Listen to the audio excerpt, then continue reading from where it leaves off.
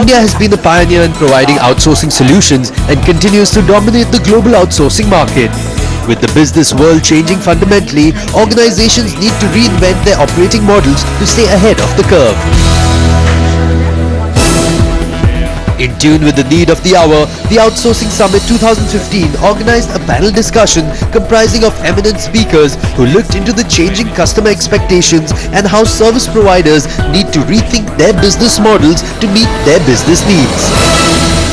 Let me start by asking, sectors like BFSI, retail, FMCG, manufacturing have all increased their outsourcing spends. What are the factors that are driving this trend? If you really see what has happened in 2014, 2015, and I can talk about a couple of more years to come, there is renewed interest from not only telecom, which has always been a leader, and banking and financial services, but I'm seeing a whole new age of customers that are jumping into the bandwagon, and they don't want to wait for 10 years, grow their business, take it to a level, and then start outsourcing. For example, some of the telecom players in India did that. They actually want to partner with you almost at the startup stage. So you're absolutely right. There's tremendous amount of growth that we are seeing. However, it is not from the traditional areas only. It's coming from across the board, and the biggest one there is e-commerce. E-commerce, would you agree, Bala? What are the factors that are driving this spend? Over the last 20, 30 years, there has always been a technology shift, and this IT or ICT or the very large, broad outsourcing industry here has adapted and adopted well to every shift. Yeah. There have been at least 7 or 8 generational shifts. What's probably different now is it's not just one technology wave that's hitting the shore, it's 4 or 5 bundled together, so it's more like a tsunami hitting, right? But I think the outsourcing industry will see its share of increasing revenue from this new want of the customer. But I think what I would like to stress on is it's not that the wants are driving this new demand. I think the customer has changed. I think what is driving demand is not just technology, not just the wants of the customer, but the customer is no longer the same old customer. In this era of digitization, what is the customer expecting today? The focus is changing very drastically to another word that gets oftly used at any event or a seminar, customer experience. Yeah. And I think companies that can actually chart out customer experience journeys are going to be successful in this business. So while the pie is definitely increasing, I think getting business in this is going to become more and more competitive and tougher, not because there are many players, but because the expectations from the customer are way different than what it used to be a day before. So Dharma, what is the kind of innovation and automation that is needed from the outsourcing industry to cater to this changed customer? What we are seeing in the last in a couple of years, it will become more and more proactive, which means the need for consumer to reach out to you as a brand to get the problem resolved will reduce. And people would prefer all of their needs to be, they want it to be enabled. The consumer want themselves to be enabled to be able to solve their problems in their hand, whether it is through app or website or channel or various other means. Which means as an industry on the outsourcing side, the shift will happen from looking at a transactional level, looking at a reactive level, we'll move towards as a process, as rightly mentioned. It won't, so it will not be sustainable. You will not be looking at how do I handle inbound transaction, how do I inbound, there will not be anything called as inbound. So inbound will cease to exist. I think we have someone, William, who's done all of that. If you think about a customer experience, my parents would call and would sit on the phone for an hour until someone answered. Me, I would call, sit on the phone for 10 minutes, hang up, and call back. Someone today would call, as soon as they get to hold, they hang up and they tweet. Profoundly different experience for an implication for the customers and for the brands. That is the reality. So multi-channel engagement is the way, and it is being driven by how the consumer works and how the consumer thinks. All right, so what are the new opportunities, the new growth drivers for customers and, for the outsourcing industry in general? Where do you see the new growth drivers? I think the telecom, the BFSI, the healthcare, and healthcare will be the big one and continue to grow. Where I see a tremendous amount of growth coming in, it's not, to my mind, it's industry agnostic. It doesn't matter which industry grows. What will grow is your ability to sell entire service as a package based on an outcome. What will grow? Analytics will grow, but analytics is not going to be about hundreds and thousands of people. I think it will be more and more about technology.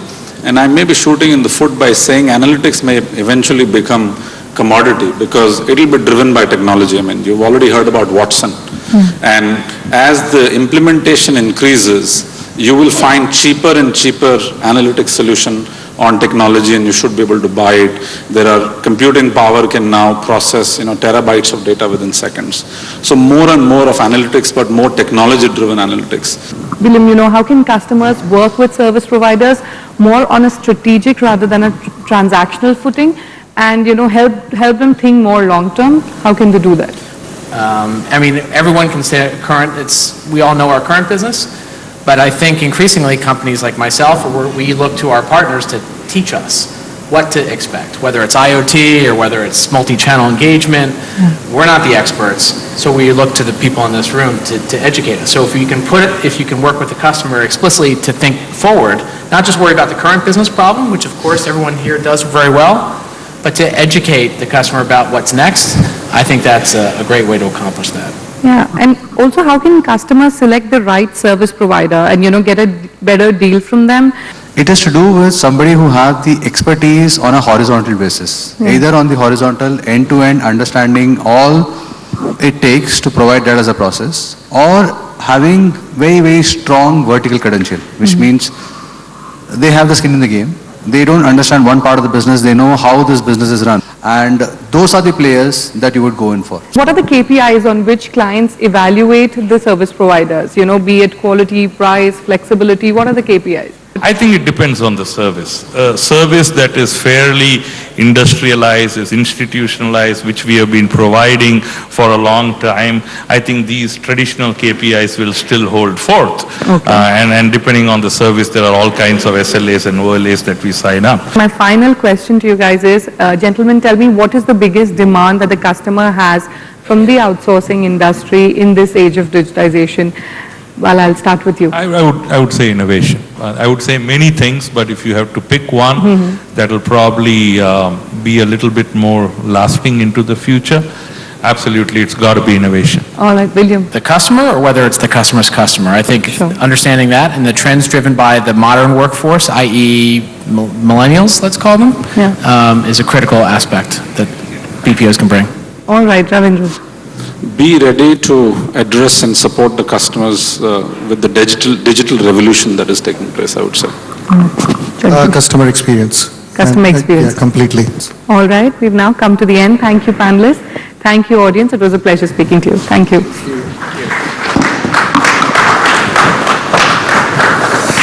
We believe that the Internet of Things presents an incredible opportunity for BPOs. Every product in the world will be connected at some point in the future. So that increases the level of engagement with customers, it increases the data, it increases the integration challenges that companies will have. So it's not just the traditional customers of BPOs, it's any product company will have to behave more like a software company, and that's where BPOs can help. From the customers that have been engaging with us, we definitely see that the top industries who are adopting clouds are the industries who are also going through digital transformation. And these are the industries typically where they have a lot of touch points with their customers. Their core competence depend on them leveraging on business technology, information technology to engage their customers better.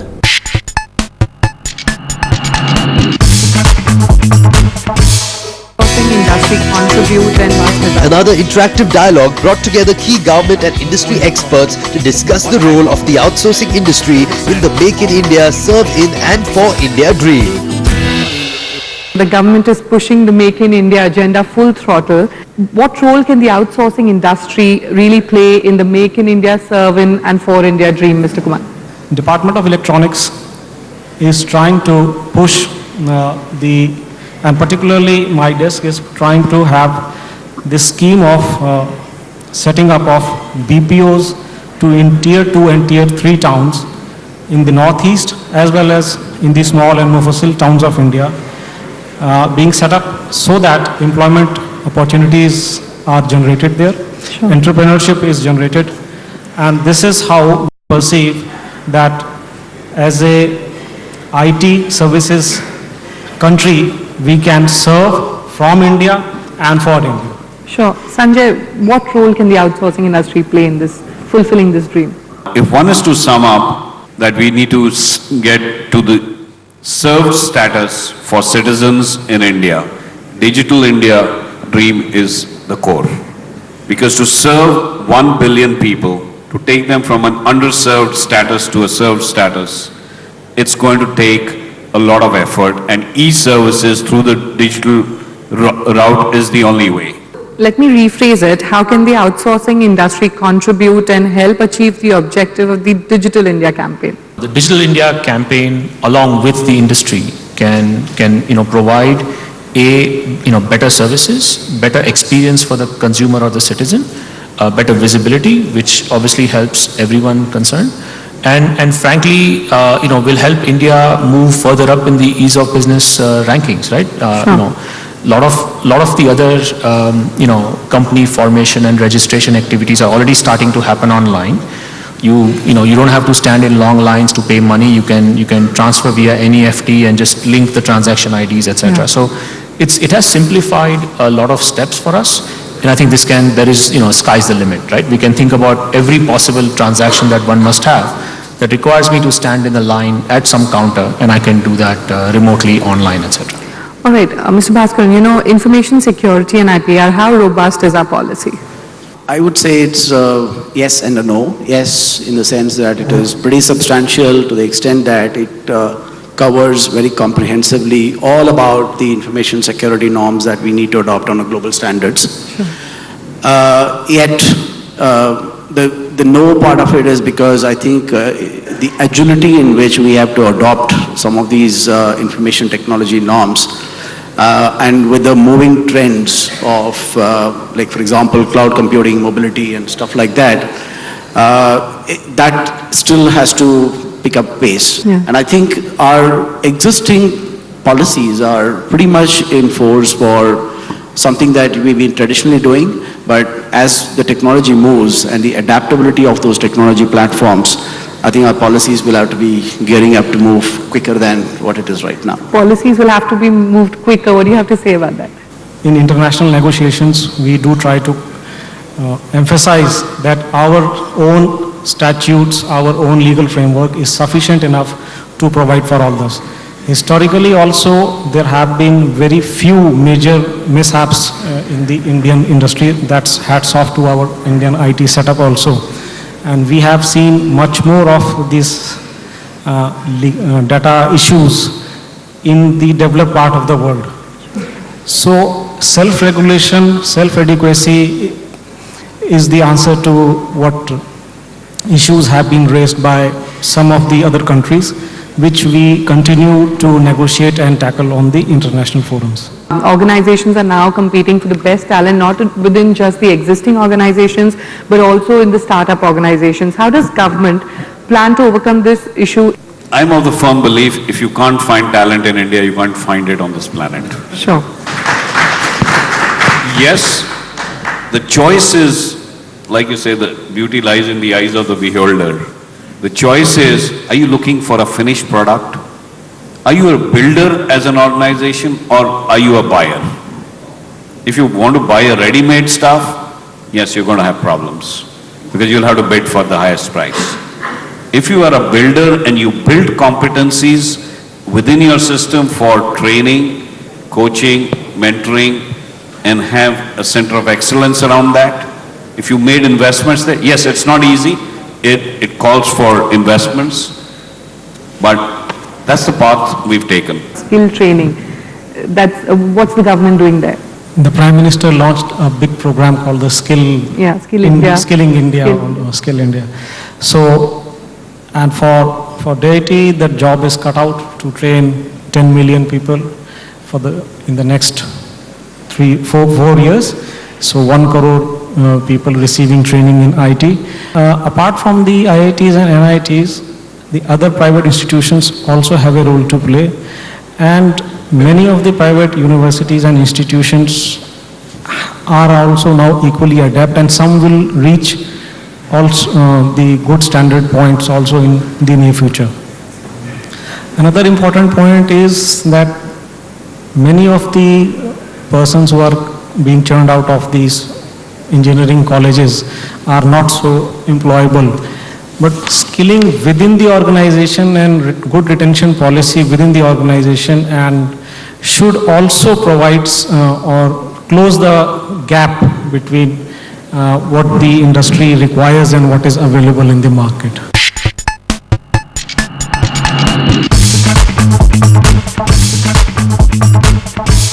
You know, with the focus on robotic process automation in the outsourcing industry, is it now possible to create and find more job opportunities? We are seeing a lot of new disruptive technologies come in, be it 3D printing, self-driving cars, Internet of Things, you have all these wearable devices. All of these will have some sort of a process component, right? The sooner the industry learns to accept that and build a solution or an offering around that, it'll actually possibly increase the pie, right? So the impact that you can have on your customers, on the business, can actually be greater than what we are doing even today, right? There's a lot of very interesting work that's being done out of, service providers and captives based in India, and that can actually, there's, frankly, sky's the limit. So I would actually see RPA not as a threat. I would see it as an opportunity because it allows you to automate tasks that aren't necessarily value add, but redeploy the people who have the business context, who understand your client, to actually do something that's even more value add. Or new legislations and new regulations are required in the area of data privacy and IPR to meet the global benchmark. Do they make essential components for the growth of the outsourcing industry as a whole? I think the name of the game today is to adapt to the newer technology, and therefore the data privacy and IPR are moving in tandem with those disruptive technology advancements.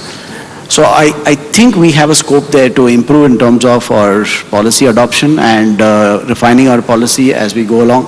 We need to be quicker than what we are doing right now. What is the case for introducing SMAC and digital technologies in the e-governance space, and how can the government encourage such investment from service providers? You see, with this, the Digital India campaign going on now and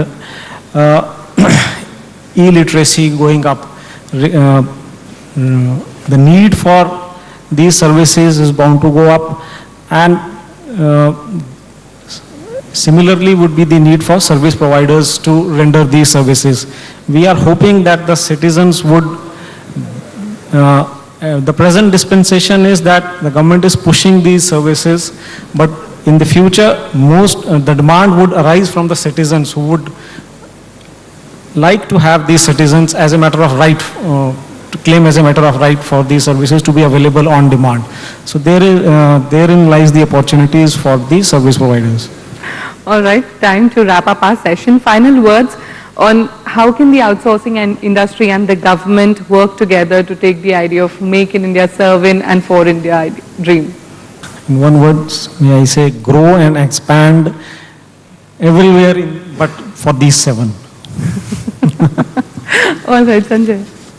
We are English speaking. We may speak Telugu, my CRM is in English. We may speak Tamil to the customer, but my CRM is in English.